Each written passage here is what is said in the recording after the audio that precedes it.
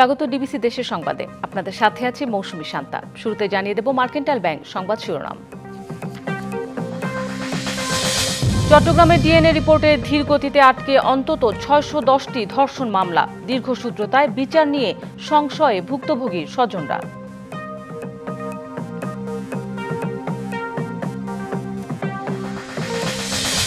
বরগুনায় ধর্ষণ মামলা তুলে না নেওয়ায় অভিযুক্তের স্বজনদের বিরুদ্ধে পিতাকে হত্যার অভিযোগ।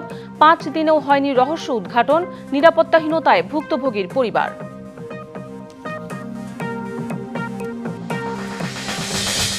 রাজধানীতে শপিং মলের সামনে থেকে গ্রেপ্তার চট্টগ্রামের শীর্ষ সন্ত্রাসী ছোট সাজ্জাদ। বন্দরনগরীতে তার নামে রয়েছে ১০টির বেশি মামলা।